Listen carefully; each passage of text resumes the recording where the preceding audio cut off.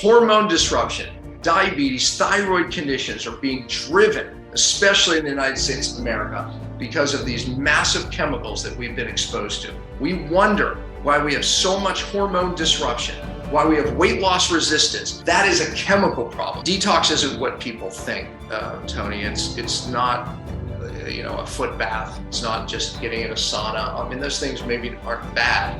It's not a colon cleanse. But what happens in the cell is these toxins accumulate in our cells and the problems in the cell. So I have a saying, you have to fix the cell to get well. Dr. Daniel Pompa is a functional health expert and the author of books, Cellular Healing Diet and Beyond Fasting, and the host of the Cellular Healing TV podcast and the YouTube show. He regularly speaks on some of the largest natural health stages in the world, including the Bulletproof Conference, Paleo FX. Am I saying that? Paleo FX? Yeah, that's right. Mm-hmm. Mindshare, ACAM, PBS, and more. There was a ton more, but I just wrote more. Yeah. Dr. Pompa is based in Park City, Utah. So beautiful. And by the way, everybody, if you want to know more after the podcast, you want to connect with Dr. Pompa, it's drpompa.com. Simple. So today's conversation is we're going to be talking about long COVID symptoms, which is really interesting. I know everybody wants to sort of not talk about COVID anymore, and they're afraid of it, or they just don't want to hear about it anymore. But I'm certainly interested. Thyroid conditions, sleep issues, weight loss, resistance, et cetera, et cetera. So yeah, really, really exciting. You had a title. What was the title? Oh, the title was Getting to the Root of Your, Getting to the Root Cause of Your Ailments. Yeah. So, one of the things that we're trying to do here with Power Nation, the Power of Four, and our brand new program with Dr. Mindy Pelz, you know very well, PowerSync 60, a lot of women, and men too. We had some great interviews yesterday with one gal and a gentleman that had great results with that program as a result of what Dr. Mindy and I put together. But it's all about eating right and exercising, obviously, and supplementation if need be. And most people are aware that if you're going to work out really hard, tear all that muscle down, it's nice to be able to add some supplements, some decent protein and whatever. And also, there's a mindfulness component that a lot of people are getting into maybe for the first time in their life, and understanding how important that is. Maybe not maybe, but is as important as everything else that we're doing. Just learning how to let that pendulum swing in the other direction for just whatever, walking your dog, playing some music, doing some breath work, you know what I mean? Whatever it is that you want to do. Just, for me, it's gardening and sitting out my yard and looking at my little chart of the different kind of birds in my yard. Most people, I tell people that and they go, that's what? You do that? Yeah, man, it's freaking awesome. Are you kidding me? I just told my wife this morning, I hate gardening, because she made me put this indoor garden thing in. And I said, I told you, I do not like to plant things, right? I don't believe they're going to grow. And she's making me plant things literally this morning. So I was testing water, pH. I'm like, this is not. Oh, wow. Wow. I live in Southern California, so I take a succulent and I shove it in the ground and I just watch it grow. It takes a long time, but then succulents, man, they're very durable plants and they look pretty cool. So do you mind if I ask you a question right away, or did you want to kind of get into a little? You mentioned Dr. Mindy. She rolled into one of my seminars. It's just a funny story that I'll tell because it sounds like y'all know Mindy. Love her to death. And oh gosh, it was probably 7 years ago. She rolled into my seminar, and I'm speaking about fasting and all the diet variation strategies that I teach. And she's in the front row and she's crunching, she's snacking. At one point, she turns around because she realized she's the only one eating. Okay. And it's a hilarious story. And literally, she put the snacks away. She tells the story much funnier than I. But anyway, she put the snacks away, and it was that day she was like, okay. So she literally, if you know Mindy, she was like, at one point, hand went up. So we're not eating today. Is that the idea? So I was like taking him through some intermittent fasting and training on it. So that was her first introduction into the fasting world. I've been into fasting since the 1990s when it was not cool at all back then, by the way. And I went to fasting clinics. I had to learn as much as I could. I was fascinated by the topic just because of how it harnesses innate intelligence. Just it drives the body to heal in so many ways. And the science is caught up. But now fasting is in vogue. However, Tony, here's the problem today. I find myself at these seminars, these big seminars. I can look around and see the people who are fasting too much. Now it's like my message is transformed into the feast is as important as the fast. And that's a lot of what Mindy took because of my, how I always said, women must eat before the week before the period, and feasting for people with thyroid conditions and diabetes and most women is as important as the fast. You need the feast. Anyways, so that was, what stemmed Mindy and I's relationship. I love the fact that you're talking about you having a fasting seminar and she's munching in the front row by herself. Oh, yeah, it was funny. It was she literally came with a bag of food. I'm not kidding. And she ate probably for the first 3 hours of the seminars. I'm talking about like showing study after study about, not eating and autophagy, et cetera, et cetera. And by the end of watching this and realizing what she was doing, and then, she realized she was the only one crunching. So ask her about that story. It's funny. I will. I most certainly will. This program that we created, PowerSync 60, there's 11 routines. I'm known for something called P90X. I don't know if you're aware of that or not. Oh, yeah. Not everybody is. I think 4 people aren't. Dude, you were I'm 58 and it's like, you were my generation, right? I mean, right. You were the cool dude, it's like, come on. Of course. Thank you. I'm not cool anymore though, man. I'm done. I wasn't even cool then. I was just putting on an act. Haha, I fooled all of you. Yeah, it worked. Yeah, look, I'm not cool anymore either. My kids remind me of that. No, I've only known you a few minutes. You seem very cool to me. So what do I know? By the way, it's so funny looking at you. Now I'm just going to go left field here. I'm watching a show called Suits. You seen that show? I know Suits on Netflix. Yeah. You look like the lead actor. It's like you look that. It's just like, geez, it's amazing.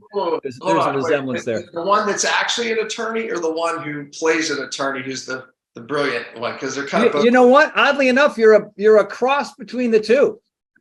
You're like the love child between those two. All right, this seminar is going completely sideways. But I'm going to ask my very first question. When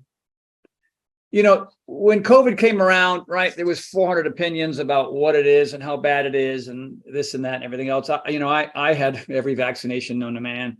I had the Pfizer's, I had the Moderna's, I had the one that, the other one. I just felt like, it was the right thing to do. And not everybody did that, and that's fine. And some people came out okay, and some people did not, obviously. I've had a couple of friends that have had that are suffering from long COVID right now. One of them is my friend Rami, who's a long distance marathoner. I mean, he pushes the envelope. He goes out and runs 50 miles.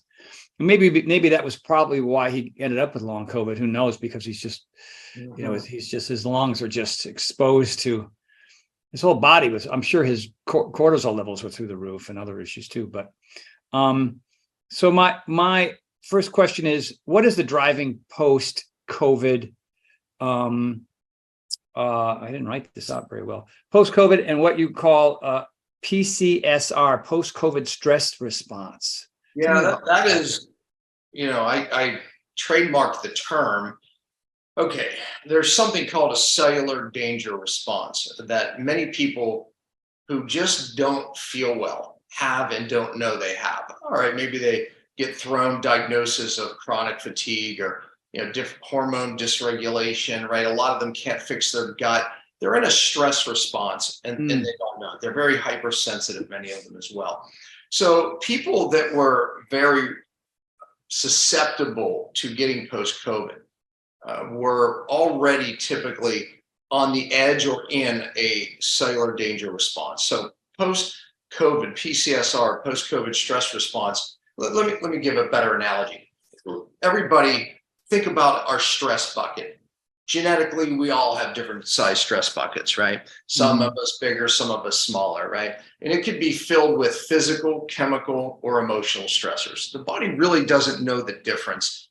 But what happens is when that bucket gets right to the top and then starts flowing over, that can knock you into one of these stress responses or cellular danger responses. Right. And you start to see a lot of very typical symptoms. Like chronic fatigue, Epstein-Barr, et cetera, et cetera. Yeah. But many people also get autoimmune, and most autoimmune is undiagnosed.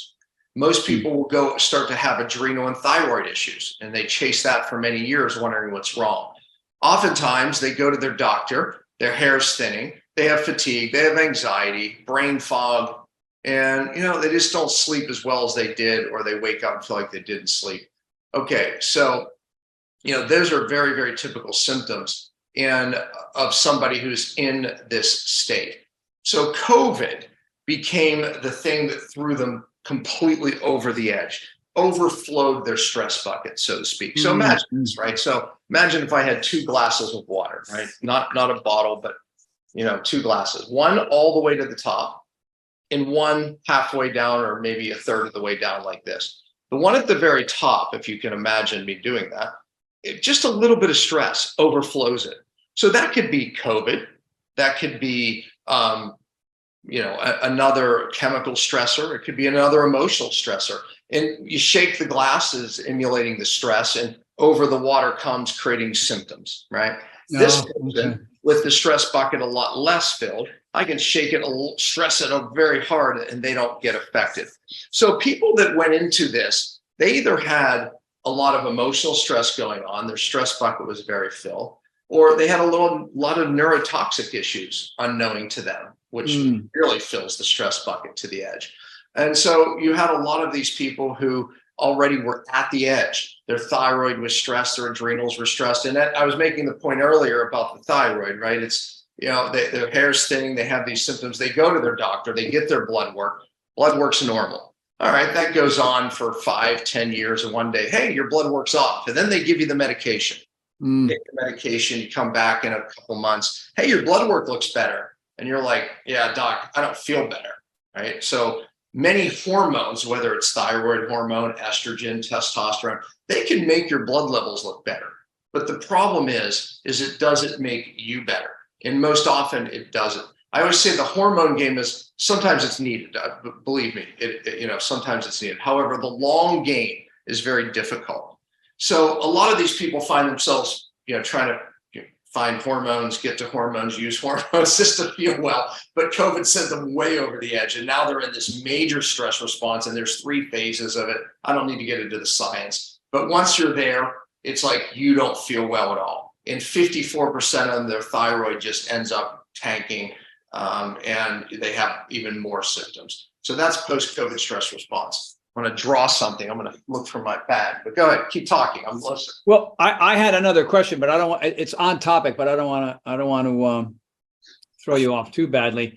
There's a let me answer let me say one thing before, because if someone's out there going, well, okay, great. Yeah, that was me. What do you do about it? I mean, that would be my question, right? What do you do about it? Well, what do you do about it? You have to empty the stress bucket. You have to knock somebody out of that cellular danger response or the stress response by literally, emptying the stress bucket. Okay. Now, emotional stressors can't help you with it. I said another profession, but right. But you could do something like, meditation or breath work, or that's right. Absolutely. Seeing a therapist, or maybe Absolutely. just getting some deep tissue work, or going on a nice walk in Park City, Utah.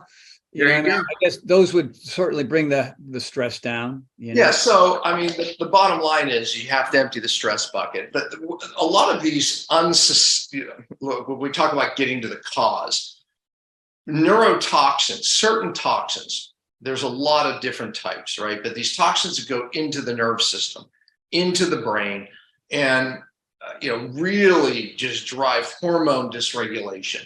Okay, these are the ones that fill that stress bucket. And people, it's very difficult to empty the bucket.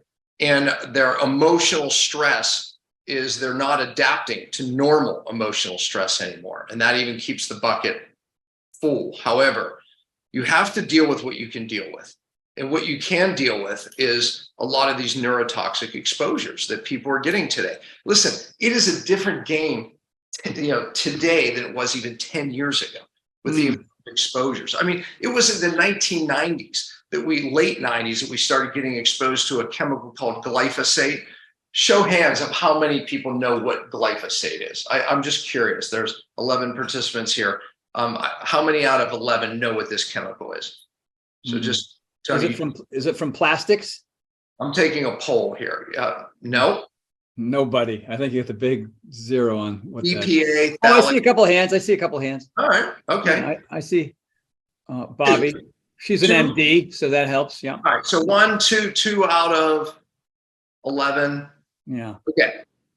Now, glyphosate, if you've been watching TV, they say this chemical glyphosate causes non-Hodgkin's lymphoma, and it's been awarded billions of dollars for not just that, it causes thyroid conditions, it causes a lot of conditions. One of the things that this chemical does, oh, and by the way, this chemical is sprayed on our entire food supply, unless it's 100% organic.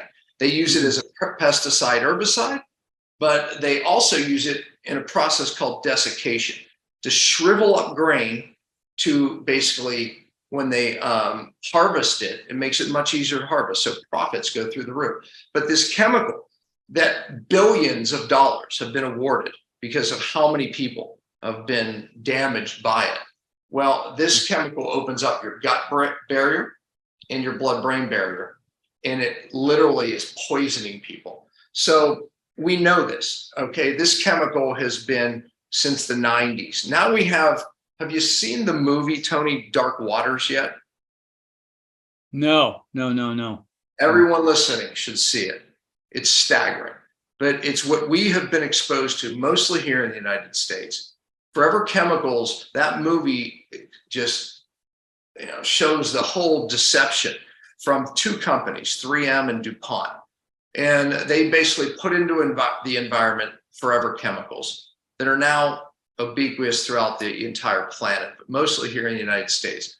Forever chemicals, they call them that because once they get into the environment, it's very, very difficult to remove them. And without purposeful binders and chelators, you don't remove them. In our bodies, same thing. We've all been massively exposed to these forever chemicals, which are hormone disruptors. They're obesogens. You know what that means? Chemicals that drive obesity. They're diabetogens. You know what that means? Chemicals that drive diabetes. Do you realize I was in Italy? They eat 20% more carbs than we do in the United States of America, okay? And they have half the diabetes. You can tell the tourists from the Italians because they're not overweight, and that's probably most of Europe. Glyphosate has been banned in Europe since, well, early 2000s. Glyphosate's been banned. Forever chemicals have been banned. Even though billions of dollars have been awarded for the damaging effects of that glyphosate chemical that they're putting on our food and these forever chemicals, we here in the United States are still being exposed. We wonder why we have so much hormone disruption, why we have weight loss resistance.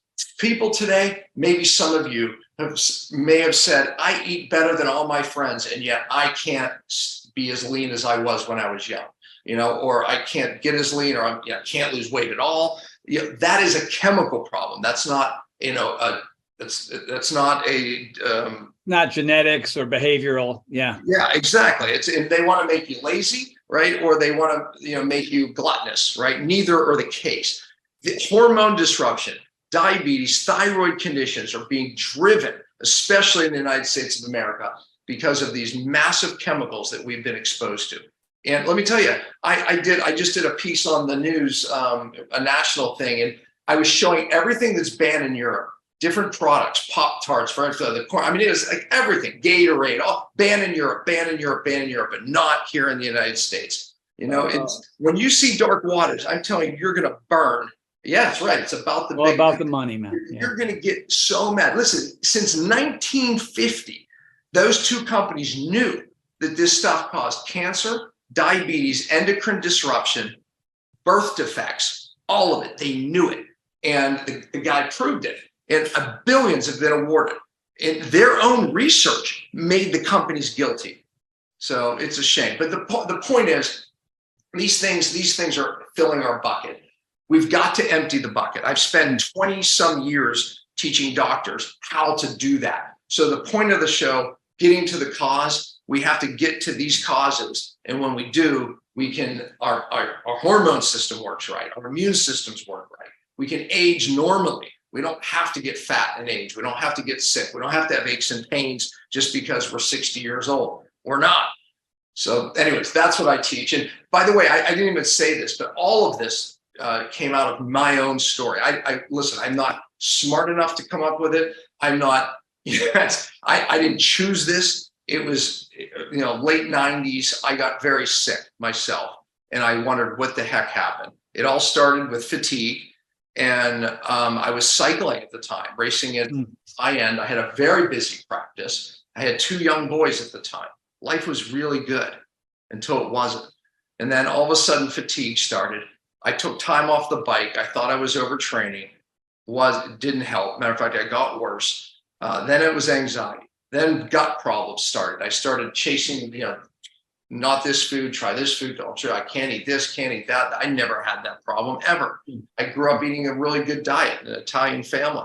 And all of a sudden I can't eat foods, anxiety. All of a sudden I couldn't sleep. Couldn't get to sleep, or I'd wake up in the middle of the night, couldn't get back to sleep. All of a sudden my hair's thinning. All of a sudden I'm losing muscle, getting fat. Everything that I just said was happening to me now. I chased my adrenals. I chased my thyroid. And it took me about 3, almost 4 years to get to my cause. And when I did, I was able to get my life back. But everything I learned for myself, I now teach to doctors, and I certify coaches in the process that I've done. What was your cause? I mean, was it the forever chemical? My cause, when I look, as you know, how did your bucket get so full? Exactly. How my bucket gets so full. Genetically, I said my bucket is, I have a small bucket, unfortunately. It's like, but because I grew up really eating a really good diet, my mother always cooked at home. My dad wasn't one to run me to the hospital. He was Italian who was in World War II. He grew up with, a grandmother who, we never took drugs. Like, you just didn't do that. You didn't go to doctors, right? It was like, so we were raised on this like really kind of natural way. But anyways, what was the point I was making? I can't remember. Why your bucket was so small? Yeah. Okay. So and how you came to knowing what to do. So yeah, I grew up healthy, but here's the problem. At that time, I was living in a low-grade moldy home, unknowing to me. And a low grade. I'll say that again. A low-grade moldy home. There was mold in the basement. Okay. It was, put it this way, if I didn't have 2 other stressors going on, I'll talk about those in a minute, then I would have been fine. So when I talk about a perfect storm, I'm talking about 3 stressors that come together, and then bam, the bottom falls out. Do you remember the movie? George Clooney. Now, two out of 11 people knew what glyphosate was, but I think well, we have 13 on here now. 13 out of 13. Come on, the perfect storm. George Clooney. Oh, perfect storm, of course. Yeah, yes, love that movie. So awesome. In the movie, you had 3 weather fronts that come together, and they, catastrophic storm. When I see these people who get sick and they say, what the heck happened in my life, right? It's a perfect storm. So what we do is we look for the stressors. It could be 2 chemical stressors and a physical. It could be 2 emotional, physical, chemical, any combination of stress. This perfect storm is what allows that stress bucket to go right over, right? Mm-hmm. So we look for the perfect storm. I was in a moldy home. I was training like crazy and working a lot of hours. So I had a lot of physical stress. I didn't have emotional stress. Honestly, I didn't. Mm-hmm. Life was very good. And then I had some massive, I'll put an M, even though it's HG, mercury exposure. And it happened. I got sick days after I had 2 silver fillings removed. And silver fillings have 50% mercury in them. But I had these fillings. I probably had 8 fillings in my mouth from the time I was a kid. Those fillings vaporize mercury directly into our brain. What studies show, not just into the brain, but into the pituitary hypothalamus. That's what controls your thyroid, your adrenals, your whole hormone system. That's why I was chasing my adrenals, my thyroid. At a certain point before I knew what was going on, I said, something's going on with my control tower, the hypothalamus pituitary, because it's not getting normal feedback. Something's broke there. But every time I would try to address it, I would get worse. So, and when I would balance my thyroid and my adrenals, some things would get better, some things would actually get worse, but it wasn't working. It wasn't giving me a lasting solution. But the bottom line is that those fillings, when I got them drilled out, it vaporized a ton of mercury. But those fillings give off mercury vapor that goes right into that hypothalamus pituitary. So I was accumulating mercury. My bucket was filling for many years. Moved into the Modi home, training like crazy and working long hours. And when he drilled into those fillings, I thought I was not feeling good because of the anesthesia he gave me. I had a lot of reasons, but it wasn't for 3 years later that I made friends with a very bright endocrinologist. And he said, Dan, I think you have mercury toxicity. And I said, Bruce, I thought so too. But I did a blood test for mercury. He said, no, that's the wrong test. And that was a year before that I did that test. He said, that's the wrong test. That would be if you were getting acutely exposed, meaning every right.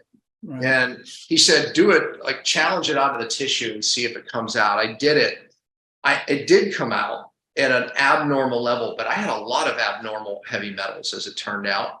And bottom line is, I asked the obvious question, where do you think I got it? He said, did you have any dental work done around when this happened? Then I went into my cycling journal. I started not feeling good right here. And then I called my dentist, who was a good friend of mine. I said, Derek, when was I in there when you did that work? And he called me back with the date. And there it was. Boom. Wow. So I spent a lot of time researching how to get it out of my brain correctly and how to get it out of my cells. And so that's what I teach. The process known as cellular detox is my process, and 20 years of educating doctors. And detox isn't what people think, Tony. It's not, a foot bath. It's not just getting in a sauna. I mean, those things maybe aren't bad. It's not a colon cleanse. But what happens in the cell is these toxins accumulate in our cells. And what happens is when these cells become toxic, the cell membrane, and this will make sense to people. One of the things that happens, you probably heard this, if I hold this and I won't, inflammation. Have you heard that inflammation is the root cause of most diseases? Diabetes, thyroid cancer, right? All of it. Really, leaky gut, leaky brain, brain fog. If you're aging prematurely, you got too much inflammation, but really it's cellular inflammation. So what happens is toxins make their way in the cell, and also they come and they accumulate on these cell membranes. When that happens, more inflammation occurs. And then when that happens, you can't get the good things in the cell. So it doesn't matter if you're taking a really good supplements or eating a really good diet, it's impeded. And then here's the bigger problem. When your cells even make energy, I just drew a little mitochondria there. I'm not going to take you back to your biology, but that's where we make ATP. That's what makes us feel good. That's what makes our brains work, our gut, our digestion, all ATP dependent. So here's the problem. You need certain things to come in the cell normally to make ATP. But when you make energy, you make waste. Think about burning a log in your fireplace. Right? It's smoke. You have to open the damper and let the smoke out. Otherwise, you die, right? You don't die from flames, you die from smoke. So that's what this mitochondria, they're making waste when they make energy. With a good cell membrane, those toxins leave the cell. But when your membrane is inflamed because of these toxins that I've been talking about, now you can't get the good stuff in and the bad stuff out. Here's another problem. The energy starts to drop in your cell. Now, if I polled this whole group, maybe one person will hear of glutathione. Glutathione is your body's strongest antioxidant, but it's how your cells get rid of toxins. One way. Okay, there's other ways. I won't bore you with the details. But you need 3 ATP to make 1 molecule of glutathione. So as this drops, so does glutathione, which means you start accumulating even more toxins. One more bad thing happens. In every cell, now I know you know this, there's a nucleus that holds your precious DNA. But here's the problem. As the cell starts to accumulate more toxins, now you start turning on bad genes. Now, believe it or not, all the way back in the 80s, the dogma of oh, you just got this thyroid or diabetes condition because your parents had it. That's gone. That's been disproven. But unfortunately, most doctors still believe it. It's not true. Genes are turned on and they can be turned off. But the toxins are the number one thing that trigger the genes. So you might have inherited a gut condition that is a weakness. You might have inherited a thyroid condition, diabetes condition, or some other condition that's a weakness. But that gene gets turned on as the cell gets toxic. So what I've been teaching doctors is, how do we upregulate these cellular functions again to get the cell detoxing? So that's what I coined cellular detox. And that's how I got my life back. And that's how I've gotten millions of people's lives back. And I say me, I didn't get millions of people's lives. Like me, I've trained doctors and coaches. Who have helped, yeah. Yeah, exactly. So in this process, matter of fact, I'm in a clinic right now in Portland. I'm teaching a mastermind here of 40 doctors tomorrow. And this office here does what I teach. So now these 40 doctors, what percentage of them do you think are up to speed on what you're talking about, and what percentage are relatively clueless about this kind of information, you think? Well, these 40 are all, some of them are getting up to speed. Some of them have been with me for years, like Mindy, right? She's been with me for years, right? But some of them are just learning it, right? So that this gentleman here, he's a medical doctor, very bright, been practicing, has incredible cancer clinic here, but he brought this into this clinic probably 2 years ago. So the best way for the average person who's, maybe you're describing a lot of what they're going through. They're doing everything right. They're eating pretty well, but they can't seem to lose the weight. They're not seeing real change. I mean, what Mindy and I created in PowerSync 60 is a sequence of exercises for women, whether they're, premenopausal or perimenopausal or post or, whatever. And the results have been really great, and they're making good changes. They're not overtraining. They're not undertraining. They're just kind of following our plan. It's really working. But there are still people out there that are struggling to certain degrees. Like, I feel like I'm doing everything right. I don't see any real change. I'm freaking exhausted all the time. All my joints hurt. I can't. Why am I always bloated? A quick story is, your story is very similar to mine. I mean, I don't know if you're aware, but in 2017, I got Ramsay-Hunt syndrome, shingles in my ear, which fried all the nerves in my brain. And I had Bell's palsy, and my sight, my taste, my smell, and my balance were just trashed. And it was a year for me to get my act together. And what helped me was, talking to a dietitian, people, endocrinologists, and getting the kind of blood work that I had never gotten before, where they really got in the weeds. And, I have leaky gut, and I have leaky brain, and I have Epstein-Barr, and yay, what I mean? So, and my issue was work related, like my inability to deal with the amount of pressure. And then some really horrible news that I had friends of mine that were at the Vegas shooting, and just, I don't know, that's just what they were dodging bullets, they survived, but people right next to them did not. And then a client of mine that I'd been training for 32 years, Tom Petty, all that was happening like within a 2-week period of time. And I was training my ass off, And I had just converted to veganism, but I was like a lame vegan, I'm eating gluten-free vegan crackers with hummus as a meal. I wasn't eating real meals. I wasn't getting the right kind of protein. So it was a perfect storm for me. And, there was no mindfulness in my life. My father was a tank commander. So he's, there's a lot of, it's like the great Santini in my house growing up, if you know what that means. So there was just stress and alcoholism and, whatever. And I was just kind of fighting a good fight, but didn't realize how much stress I was under. And so, now things have changed. Like, my diet is, I'm a vegan again, but I'm a different kind of vegan. I eat healthy meals. I have healthy vegan meals delivered. And I don't like, if there's elk medallions, medium rare on the menu, and I'm in Jackson Hole, I'm going to eat them. And if there's that salmon, I'm going to eat it. So I'm not like super strict, but I found the right formula, but it took years, decades for me to finally figure this stuff out.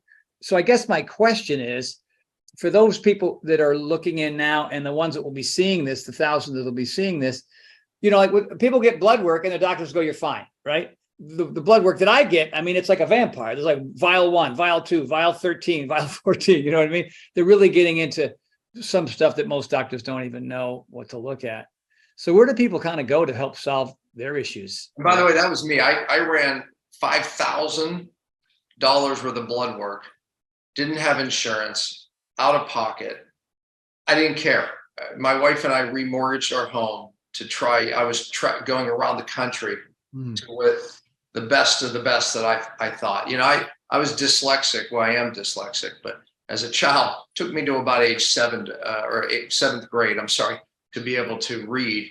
But out of this dyslexic brain came this photographic memory, right? And I could read things and accumulate knowledge. And I was accumulating a lot of knowledge when I wasn't sleeping at night, when I didn't have complete brain fog, because my photographic memory that I had started disappearing rapidly. But I was traveling around trying to find an answer. We remortgaged our home, and I ran $5,000 worth of blood work, hoping. I went to the best, hoping something would come. One of the tests was that mercury test I talked about. And he looked at me and he said, at this point, he thought I was either faking or just a nutcase, one or the other, because his offer was a psychotropic drug. Basically, that it means a drug that helps you with crazy like microdosing shrooms or something. Yeah, he wasn't that. This was years ago. This was basically, here's Prozac. I don't remember what the diagnosis was even for, but I basically left it on his counter. But the bottom line was, he looked at me like I was crazy, because he looked at my blood work and was like, dude, I think his exact words were, "Son, you're healthier than I am." So I was like, thanks, Doc. Yeah, thanks. Yeah. So left there. So to your question, what do you do? One of the first things that we do, I did a great webinar. It was a webinar I did for doctors, and I kind of tweaked it so the average person can understand it. If you go to pompaprogram.com, I talk about a test there. It's a cellular inflammation test, and it's a meta-oxy. It's measuring melaldehyde, and basically that's a very accurate way of assessing when I talked about cellular inflammation, right? It's like that. So that's kind of a test where we start, and then we will start to peel back some testing based on what we think maybe your stressors are, right? Heavy metal test, I mentioned that. Mold, do you have mold, right? We want to know if you have that. Cavitations. Hidden infections are a big reason people end up in autoimmune. They can never, ever fix their gut. So we work with a lot of really good dentists. We do something called a cone beam. A cone beam is a 3D x-ray where you're able to see these infections, or at least the lucencies or infection hide. It's a big issue. So, what I do pride myself on and teach doctors is you have to get to the cause. A bad gut is not the cause. I am all for fixing the gut and understand the importance of it. I teach it. However, we can't fix the gut, because upstream from a bad gut is some neurotoxic issue, right? It's like the analogy is, you just bought this home on a piece of property on the river, beautiful, right? And you go down and you see dead fish, algae, plants. So you spend thousands of dollars and repopulate the fish and the algae, microorganisms, and then a month, 2 months later, it's dead again. So you spend even more money, and you come, and 3 months later, you come back, it's dead again. Finally, your neighbor says, "Hey, George, you might want to save your money." What do you mean? You're never going to fix all of the life in the river there, because 20 miles upstream, they're dumping mercury in the damn river. Yeah. Okay. Well, that's like everyone trying to fix their gut. Probiotic after probiotic, diet after diet. There's something upstream, just like me. I was pouring mercury out of my tissues and lead. I accumulated a lot of heavy metals, but infections do the same thing. These hidden infections, you will never fix your gut. These things drive sickness and autoimmune. I don't know if y'all remember the movie The Root Cause. They took it off dang Netflix. Yep. Yeah. Remember that. So you can find it now, rootcausethemovie.com. And it talks about all these stories of people who got sick from root canals or these cavitations, which these infections are known as. Anyways, the bottom line is, I'm re-educating people that there's a cause. Your hormones are not going to be fixed by taking hormones. There's a reason why. I didn't even say this, but look, on every cell on these outer membrane is the receptors to every hormone. They're called integral membrane proteins. They're hormone receptors. Insulin has to attach to that receptor to let glucose in the cell. And if it doesn't, we call that what? Insulin resistance, AKA type 2 diabetes. Does anyone, so what do we do with these people? We give them drugs that make them produce more insulin. Oh, and it works. By forcing insulin up, we'll force the glucose in the cell. And the doctor goes, bravo, look at your blood work. It's much better. Oh, wait a minute. And then all of a sudden you need more insulin, because these receptors are burning out even more. We're doing the same thing with thyroid. So T3 has to attach to a receptor. And the bottom line is eventually your blood work goes out. They give you, T3 or T4 hormone, and it works for a little bit. Your blood work definitely gets better, but you don't feel better because T3 has to get its message in the cell and even get in the cell itself and interact with your mitochondria. No wonder people can't lose weight. Estrogen has to bind to that hormone. And when your cells are inflamed, these hormone receptors are blunted. It's called hormone resistance. So that's why people that have diabetes end up with thyroid problems. People with thyroid problems end up with diabetes, but all of them have estrogen and testosterone being blunted too. So what are we doing today? Even in alternative medicine, we're going to our doctors, taking bioidentical hormones, forcing our blood levels up of the hormones. It might work for a bit. You feel a little better, but wait a minute. No one's asking the question. The problem's here. The problem's right here. This is why you can't lose weight. This is why you have no energy. It's like your mitochondria has to burn fat to make energy and has to burn glucose and carbs to make energy. But when your membranes look like this, because toxins are driving inflammation, there's other things that drive it, bad fats and things, that's a whole nother show.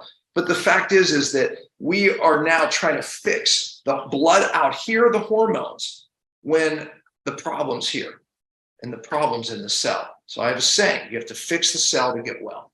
And that's what, unfortunately, doctors aren't doing. And that's my passion, is to change that.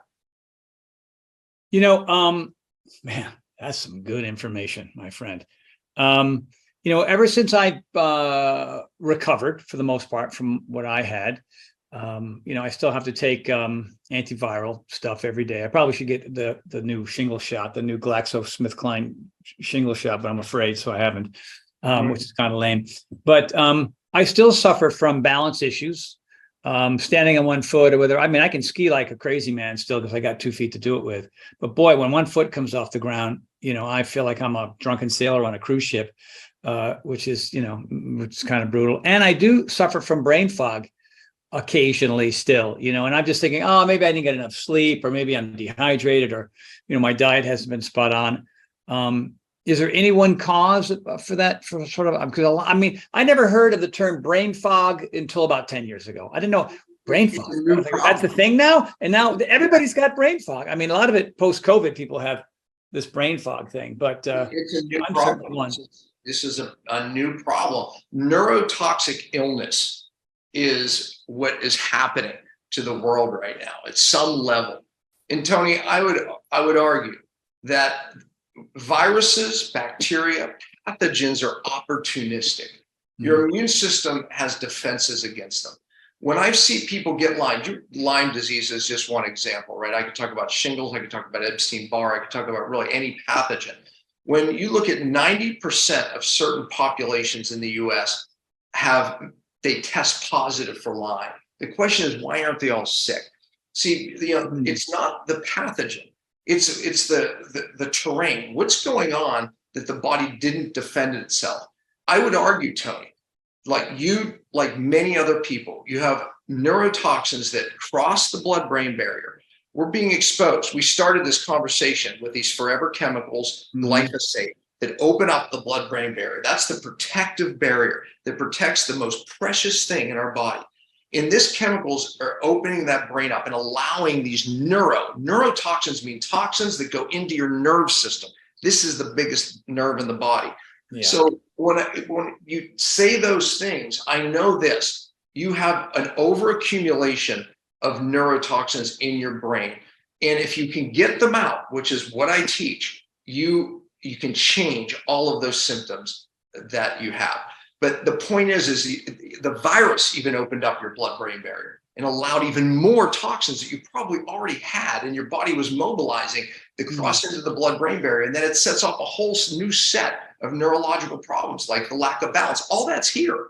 That is all here. So we know that your brain is where the issue is. But Tony, this isn't just you. This this is like a modern day epidemic. We talk about it's really a pandemic. It's the real pandemic. So the point is in my cellular detox that I teach, I have a preparatory phase, prep phase. I have a body phase where the goal is just to clear the easy to get toxins from the body. The third phase is called the brain phase. And I teach the doctors, that's where the magic happens. If you want to get people well that have unexplainable illnesses, can't figure out what's going on, you fix this. And that's the magic. And my fasting strategies and my diet variation strategies are part of that. But really my cellular detox is getting to the big positive factors of why people are having so many problems today. And when you understand what we've been exposed to, in the last 10 years, 20 years, it's no wonder we lead the world in every chronic disease right here in the United States. It's no wonder we have an explosion of autoimmune where most people, what their symptoms are? I just don't feel good anymore. I don't know what's going on. Right. Most likely you have autoimmune undiagnosed because the testing is in the Stone Ages, right? And it's like, and you have brain toxicity. And this is how you get people well. You have to get upstream. It's not about another fancy genetic test. It's not about another fancy microbiome test. Right. It's not about another blood test. You've got to get to the cause. And there's the answer. Well, two things are popping into my head. Number one is, everything that you've been talking about so far is brand new to a lot of people. You know what I mean? Maybe folks, fancy folks with deep pockets, they're always looking to try to feel as good as they can in New York and Chicago and LA and New York and wherever else, but the rest of the country is completely clueless. They're eating garbage all day. I don't know what kind of stress they're under. I don't know if there's mold in their house. I mean, who knows what other kind of issues they're dealing with. But this is like, for example, most people understand that you need to move more and you need to eat better. Most people understand. Right. That's sort of like, that's the foundation for better health. And then, of course, you got your mindfulness and maybe some kind of, some decent meds and the appropriate meds, whatever you need to take to, clean up your leaky gut, your leaky brain, your Epstein-Barr, et cetera, et cetera. But all this is relatively new. So it's really kind of up to you and the people that you're teaching to get people up to speed on this stuff, to get them, one step beyond just eating right and exercising more often. The other thing that I wanted to talk, and I don't know if there's anything you want to add to that, but the one other thing that I wanted to talk about, and you talked about this at the top of our conversation, is fasting and the fast feast ratio. And so, yeah, you're right. Like, there's some people were fasting in the 90s, but it was relatively rare and people thought you were nuts. And I would have never even thought of it at all. And now, of course, the pendulum has swung, you probably know this a bit better than anybody, has swung way too far in the other direction that everybody's like, I'm not, they're just not eating for 18 hours at a pop, every flipping day. And maybe there's a percentage that are actually getting some benefits, but a lot of people are screwing that up. So what would you say to that feast and famine thing? And how it's a very important subject, and I think people need to hear it today. But to your point on the first part, the first question, right? 10 years ago, people could change their diet and exercise and lose weight and feel good, right? Today, that's not happening, Tony. It's not. It's not a simple diet change anymore, and it's because of this neurotoxic issue that is upon us. And again, you're right. Unfortunately, it's new to most people. 2 people out of 11, knew this glyphosate, which is why we have so many gut problems. Oh, and by the way, when people go to Italy, they can eat the pasta and go, why can I eat the pasta in Italy? Well, first of all, the chemical, it's outlawed, glyphosate, that opens up the gut barrier, and then the gluten crosses over, not just gluten, but why are people reacting to vegetables now? Lectins, phytates, oxalates, leaky gut caused by these chemicals, wide open into the bloodstream, and your body makes antibodies, then you feel like crap after you eat food. Okay. And that affects your joints and everything else. That inflammation. It's not the lectins. It's not the oxalates. It's not, those are plant toxins. Yes, they are. However, their plant toxins can actually be beneficial to a good, healthy gut. But when you have leaky gut, they become problematic. So again, people are focused on the wrong thing. So the reason why people can't lose weight today It's not the lack of diet and exercise. Listen, they don't even diet or exercise in Italy, okay? And yet they're not overweight. It's not the lack of, okay? It's what we're getting too much of. Okay, the second question, there is so much diet confusion today, okay? So I teach something called diet variation. We'll talk about my feast famine cycling in a minute because it's part of the concept.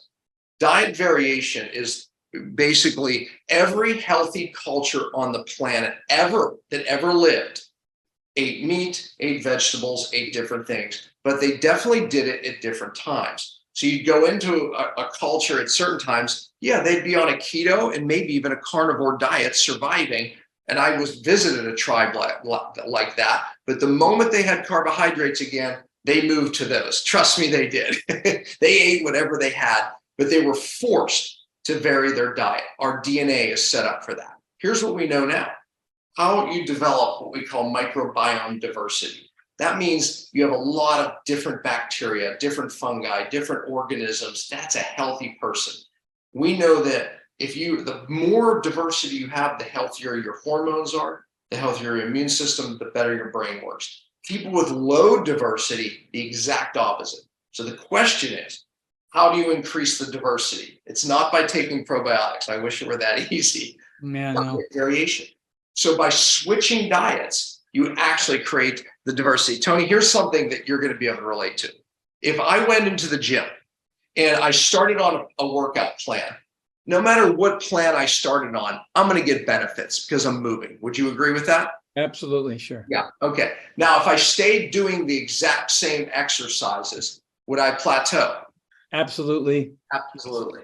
Okay. That's because of a premise called hormesis. That means that we stress something, the human body, a living organism, and then we adapt to the stress and we get better. We get what's the term called again? Hormesis.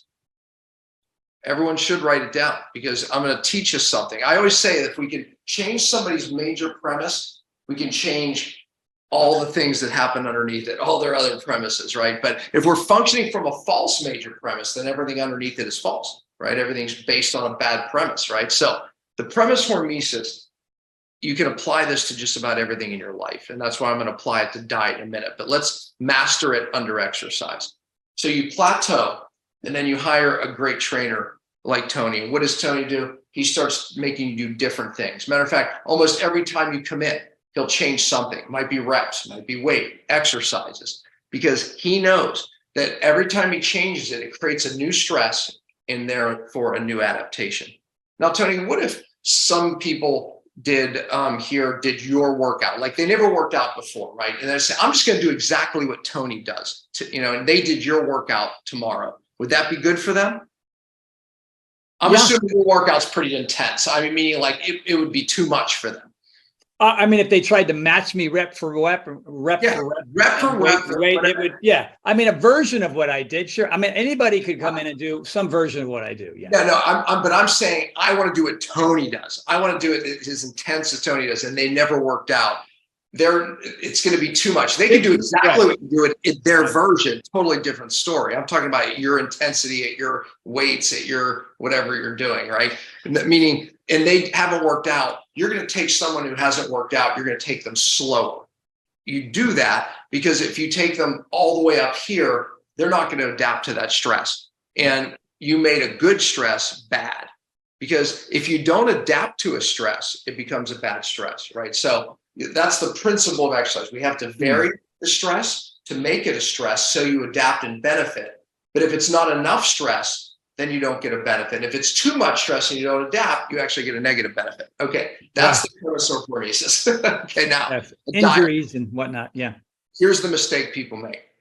They eat a diet just like they went into the gym and start exercising. They go, oh my gosh, I feel so much better on this ketosis diet, carnivore diet, vegan diet. This is wonderful. And then they stay on that diet. The worst thing you could possibly do. Because the point is we as humans are meant to vary the diet. Just like exercise. If you stay on the same exercise plan, there's no adaptation. So remember I said the best way that we know to create this microbiome diversity is changing your diet.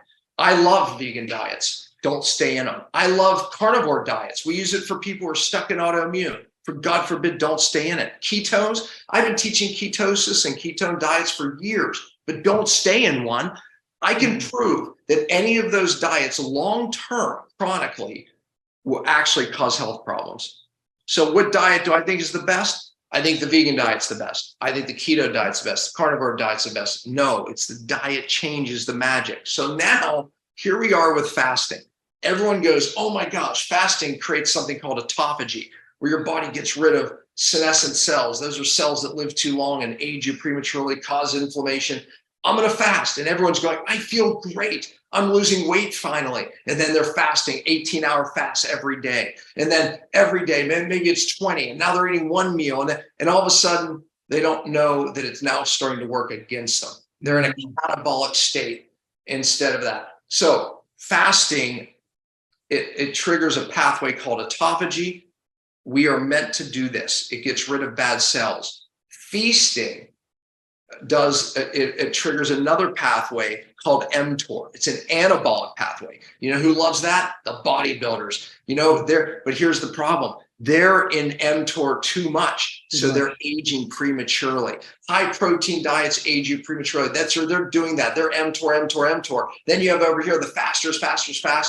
And vegans and vegetarians fall into that lack of calories, and it acts like a fast. So the point is you need both pathways. You have to feast, you have to famine. So I always say, if you're fasting a few days a week, great, but feast a few days, especially if you have hormone problems. You probably need 3 feast days a week. We eat 3-4 meals that day, right? Because a feast could be increased calories, increased protein, or even increased carbohydrates, healthy carbohydrates. Okay, that's a feast. That triggers mTOR.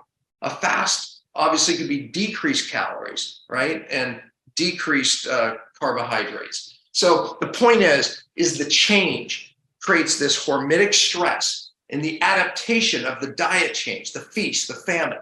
I interviewed on my podcast a scientist named Karen Verde, and she showed that a diet, varied diet of she actually used the standard American diet. Standard American diet, 500 calories. Standard American diet, 500 calories. Standard American diet. So it was feast, famine. It was the only way they broke through weight loss resistance in this group of rats and mice and whatever they tested on. It was the only way. So they compared low carb diets.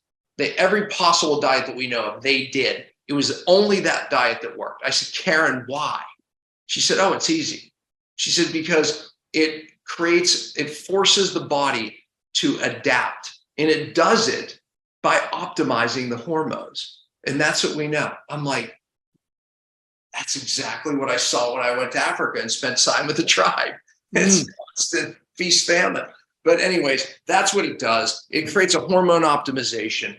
It creates a more diverse microbiome, and changing your diet's magic. Telling you, it's good that when you have the elk, you eat it, because that's a form of diet variation. But the more variation we have, the better. Yeah, it's interesting. It's always in Jackson Hole. It's always when I'm in Utah and in Wyoming.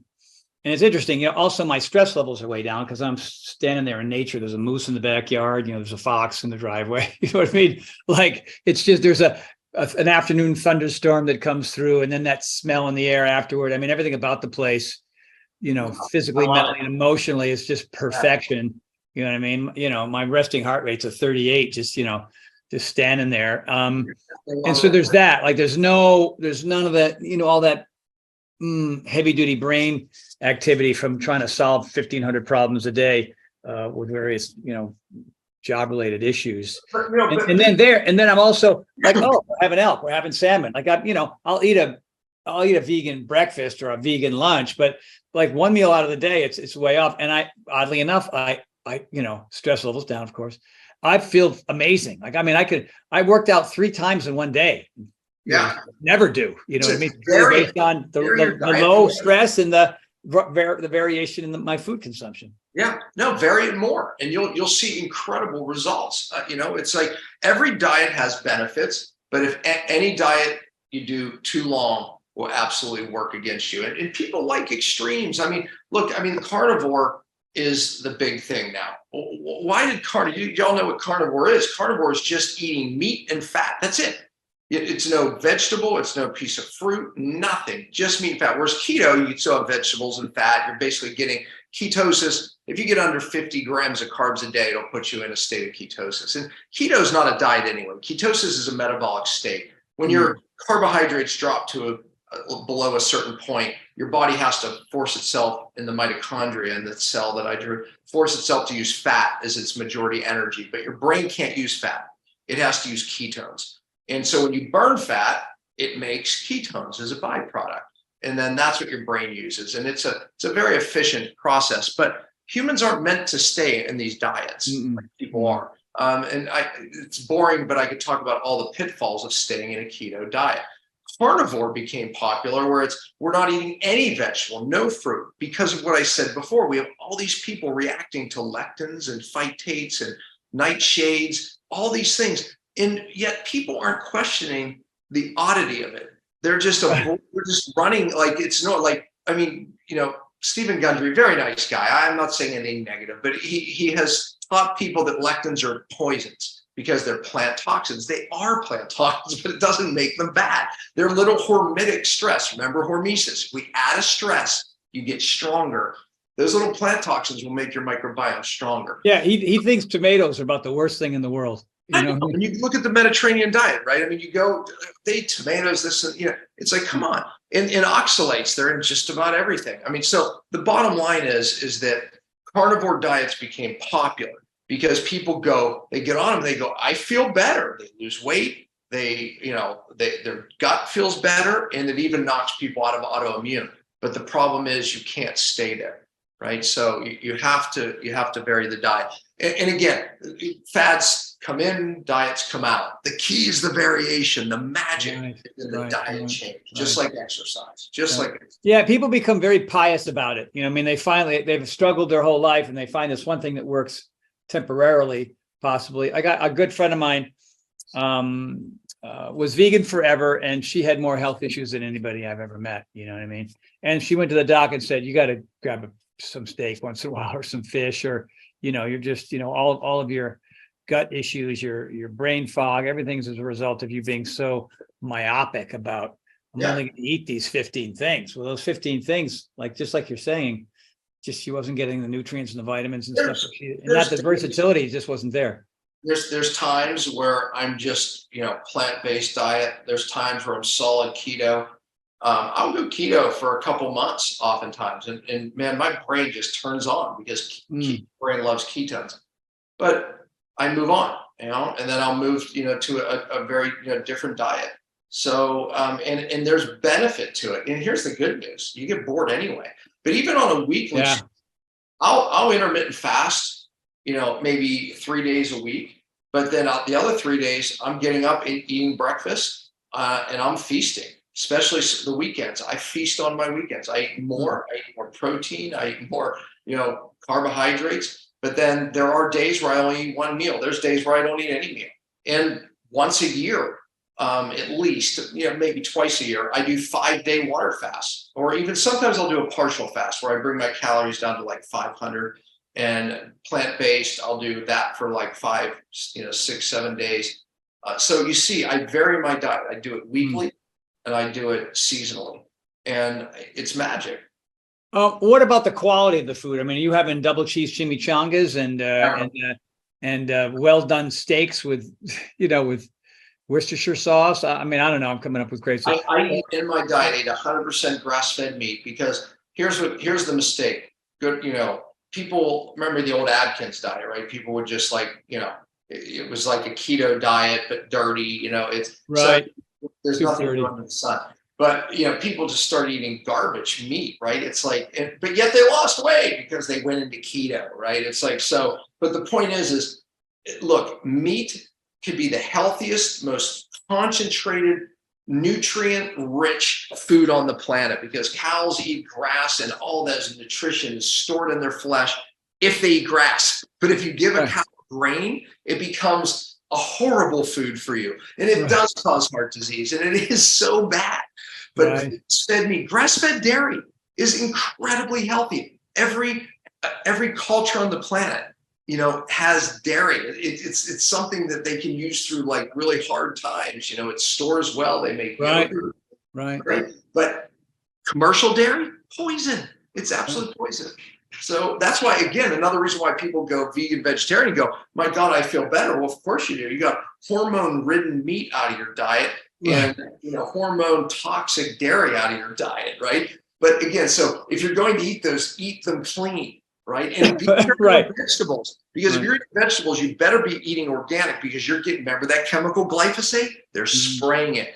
Grains are the #1 source of glyphosate, because remember I said this. They use it to desiccate. They use it to shrivel it up to harvest it, and it's soaked into the grain. That's why when people take grain out of their diet, their gut gets better. So organic grains, please. Organic fruits and vegetables, please. Yes, I know it's more money, but it's worth it. It's worth it. I'm telling you. Yeah. Wow. Amazing. Dr. Daniel, thank you so very much. I have more questions. You've covered, like I had 10 questions here, and you've covered 7 of them just through conversation. So I was like, don't have to ask that one. Don't have to ask that one. Don't have to ask one. So does anybody else have any questions? Yeah, I would love to take questions. Yeah. We open up. Yeah, we're about an hour, 10 minutes in, and I don't want to take up too much of your time. We usually go about 60 minutes to 90 minutes, but don't be afraid, people. And even in the chat, let me pull up the chat, see if there's anything over there. But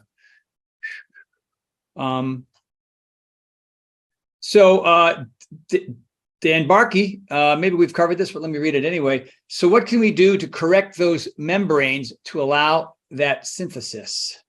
Great question.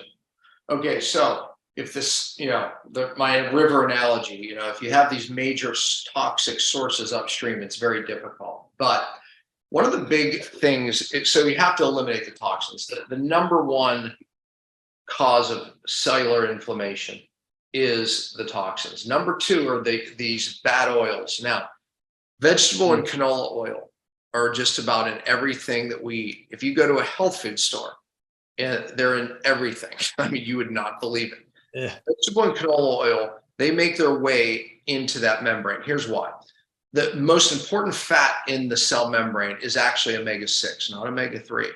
But here's the thing, omega-6 has a bad rap because people consume too much of it. The meat that they eat, grain-fed meat, is too much omega-6. Vegetable oil, canola oil, seed oils, all omega-6. So too much, yes. However, omega-6 in that membrane is the king. And those bad rancid omega-6 oils go into the membrane and drive inflammation. So the first thing you have to do is get good omega-6. Good omega-6 replaces bad omega-6. So you need to eat grass-fed meat. That we've made that point. That's good omega-6. You can get like sunflower seed oil that is very, very processed well. Organic sunflower seed oil, they don't use the chemical processing and it's stable. You can choose better oils. Vegetable and canola oil are always bad. They're always bad. You can't do it right. They make your way into the membrane and they drive inflammation. Get rid of them in you and your family's diet. It's not that hard. I go out to eat and I tell them I'm allergic to vegetable and canola oil. Do you have 100% pure olive oil? And or even butter? And it's like, and if they do, great. If they don't, I'm gone. And I always make do. I travel a lot because I lecture and teach, and I make do. So in your home, it's so easy, but you have to learn how to read the labels. Okay, so just be aware. So getting rid of those oils is the first step to dropping that cellular inflammation. But then you're going to have to get rid of the upstream toxins because that's what the big driver. Wow. Here's another question. Speaking of amalgam and all that, I had about 8 or 9 molars, almost all of them filled.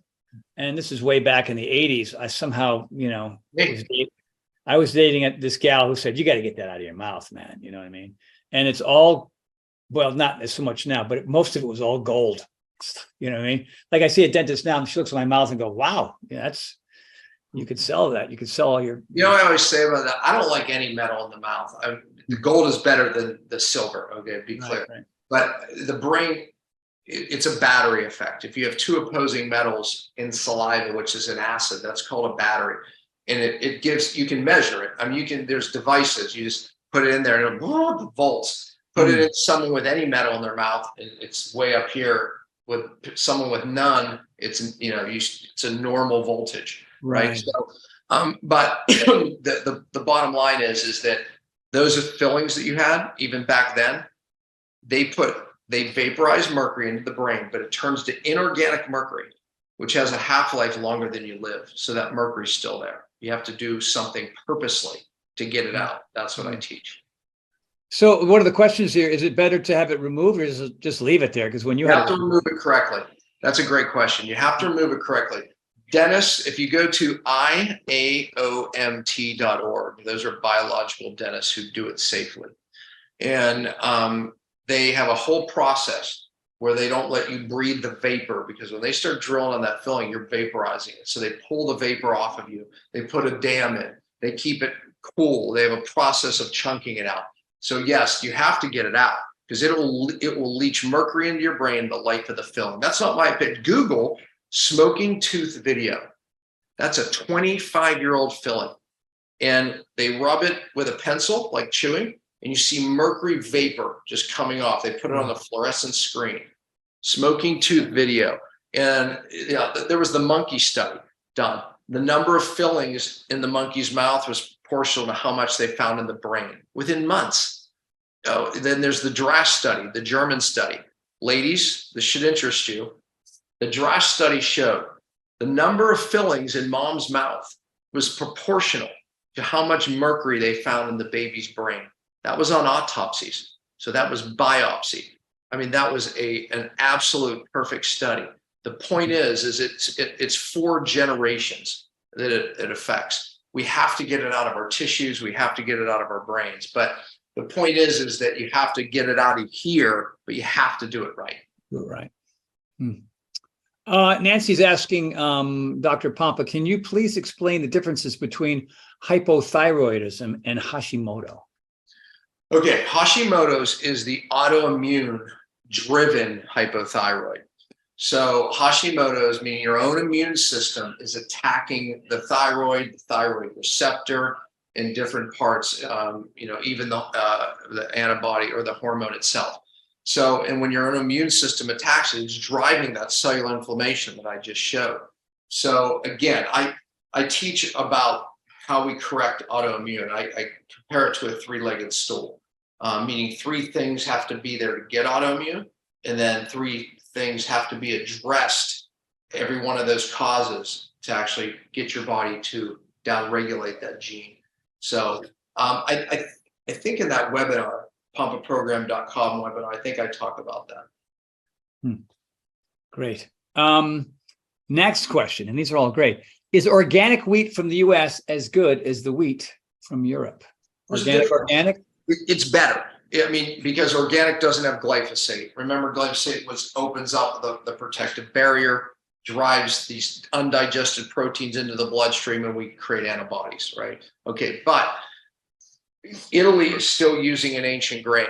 It's called, so good old Norman Borlaug. If you go to Washington, D.C., there's a whole nice statue there because he created dwarf wheat. Dwarf wheat, and Norman did this, he won a Nobel Prize for it, because dwarf wheat is more, it's stronger against environmental stressors, drought, wind, etc. So Norman was able to feed a lot of the population because of his invention of dwarf wheat. That's why he won the Nobel Prize. But Norman created new strains of gluten unknowingly. So unfortunately, in the US, we eat dwarf wheat that Norman created. In Italy, they don't. They eat the really tall wheat. It's now considered an ancient grain. So our bodies, our immune system, our DNA is more adapted to that older wheat than it is the newer wheat. So yes, the wheat's different and there's no glyphosate. That's why people with gluten intolerance can eat it. Now, if you have celiac, you won't be able to eat any gluten. You know, it's interesting. My wife and I were in London and Rome and Paris over the course of 14 days, 15 days. And, I try to stay away from processed carbs. I try to stick to the whole grain or sprouted or gluten-free. I don't have celiac, but I figure I don't have as much bloating. We ate everything. We ate all the sweets. We had all the croissants. We had a croissant every day filled with something. I don't know, whatever. And we both came back. I came back 6 pounds lighter. Shauna came back thinner too. Again, we're on vacation. We're having fun. We're walking in every city. Like, oh, let's take a cab. How long's the cab? 35 minutes. How long's the walk? 40. All right, well, let's go for the walk, and 3 bike tours too. So we were extremely active and still. You exercise your ass off every day. It wasn't the exercise, it's the food. Everyone that goes there says the same thing. I just had a good friend of mine. He was in Italy for a month. Okay. He kept saying, like, he pictures of him eating all the food, all the pasta. He was eating what he would say way worse there. He came back. He lost 10 pounds. I said, I told you that was going to happen. Yeah, it's the food, man. Yeah. And then, so I don't want to hold you up too much longer. Maybe about 10 more minutes, if you don't mind. Great question from Scott Peterson. It says, I'm wondering if you have a suggestion how to find a doctor with your mindset in my area. I don't know what his area is. And part 2 is, have you seen the erythritol study? I'm not pronouncing that right. Erythritol, the sweetener, the alcohol. Yes. The alcohol sugars, yes. I'm not a fan of alcohol sweeteners. Xylitol, erythritol. First of all, xylitol is very rough on the microbiome, even the oral microbiome. That's why they put it in toothpaste. It kills bacteria, but it also kills good bacteria. But xylitol, most people, myself included, I don't have gut problems, get bloated after. What does that tell you? It's not very digestible, so not a fan of alcohol sugars. So animals can't eat it. I mean, there's some red flags there. I think if we're going to look at an artificial sweetener, I think stevia, because it's just dehydrated. It's a plant leaf. They dehydrate it, and they can take an extract to make it even sweeter. But monk fruit's not bad either, But most artificial sweeteners, NutraSweet, you see what just came out of the World Health Organization in May and then in June. It's now they're saying it is in fact a carcinogen. But forget about that. NutraSweet. So okay, that's Diet Coke, diet everything, diet soda, diet blah blah blah. Okay, study after study. I was on a talk show and I literally said, here's 20 studies that show that this actually causes weight gain. Here's the problem. It's addictive. It's more addictive than regular sugar because it basically works as a brain stimulant. And the brain loves it and it becomes very addictive. So when you ask someone, why do you drink your Diet Coke? They won't tell you because they're afraid of gaining weight, although that might be part of it, but they're actually addicted to it. So even when you prove to them that it actually doesn't do anything for weight loss, because it's not a calorie thing anyway, and it actually causes people to gain weight. That's not my opinion. That's scientific evidence all over. I mean, there's hundreds of studies.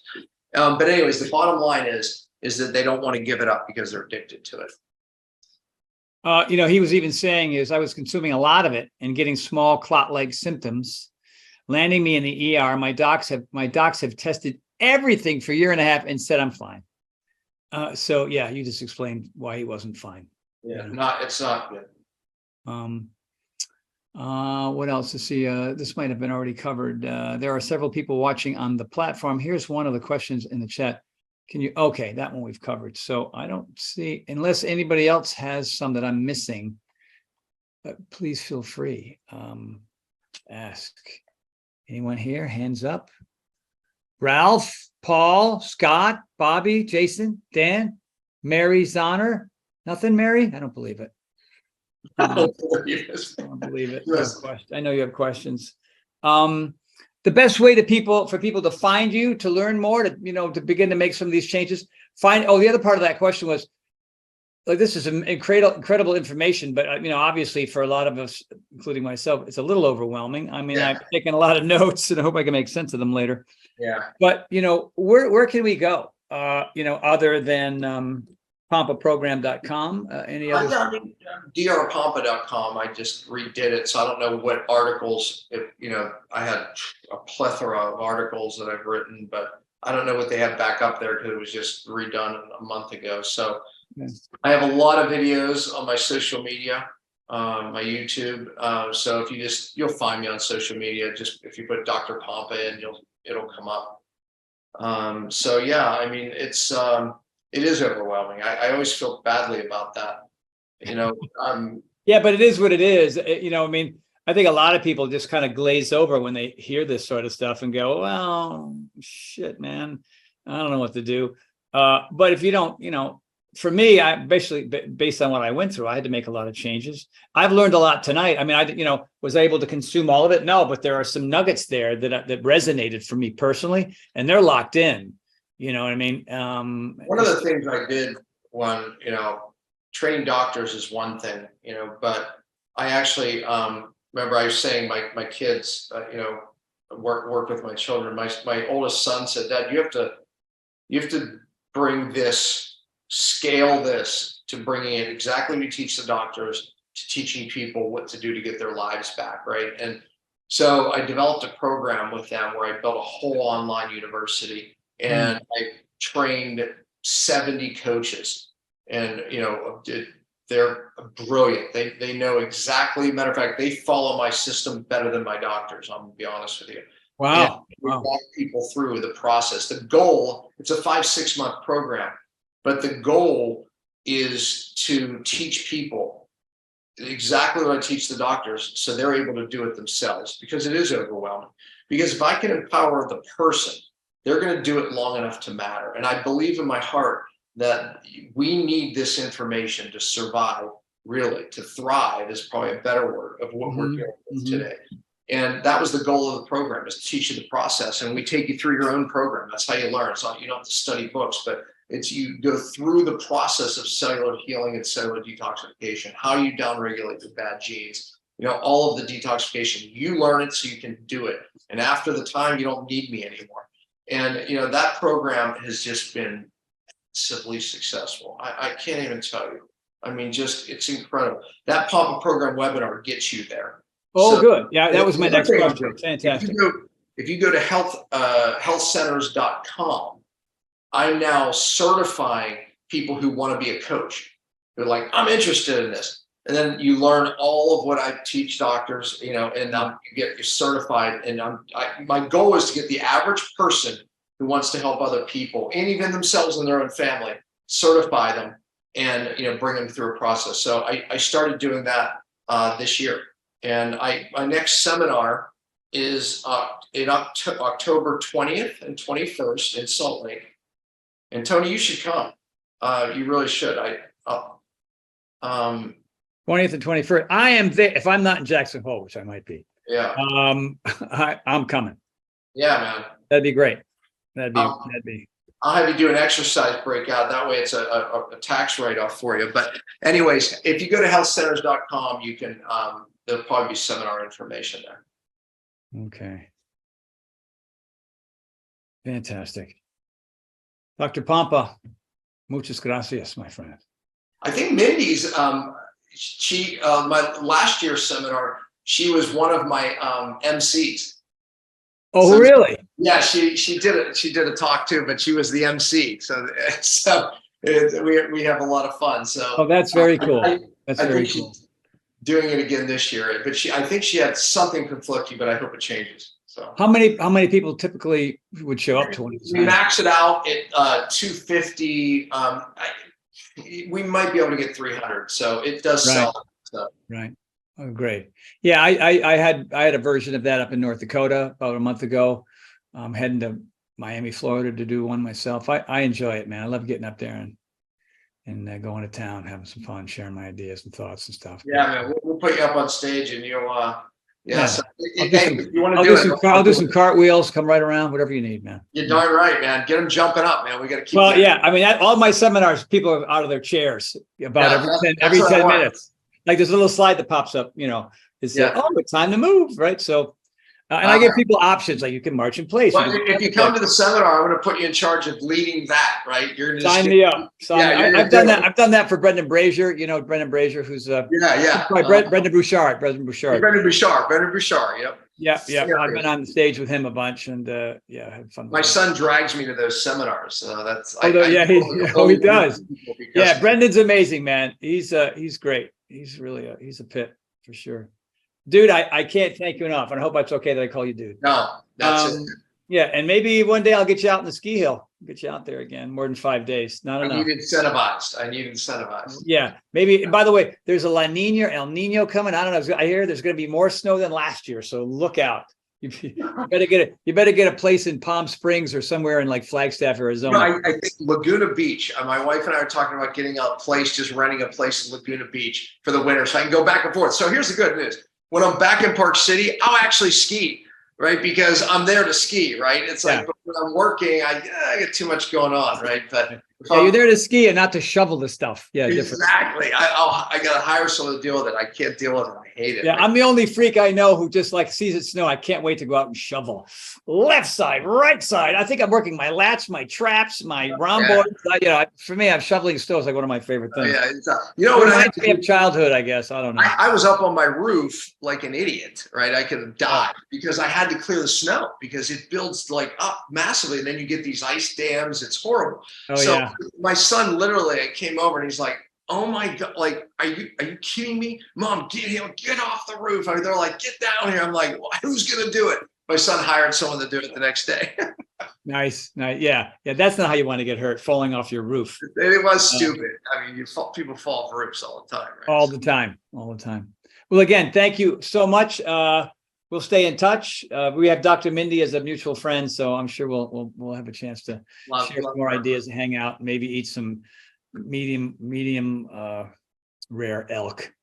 Yes, grass-fed elk, wild grass-fed. There you go, man. Yeah, in Jackson Hole, it was in a field in the morning, and at night it's on your plate. It's pretty damn fresh. It's pretty amazing. Those tenderloins, forget about it. Too good. Forget about it. Right. Thank you, Dr. Daniel. Everybody else, thank you for being here. This was amazing, really, honestly. Thank you so much. Appreciate it. All right, appreciate you having me. Thank you. Bye-bye. You got it. Bye, everybody. Bye, everyone.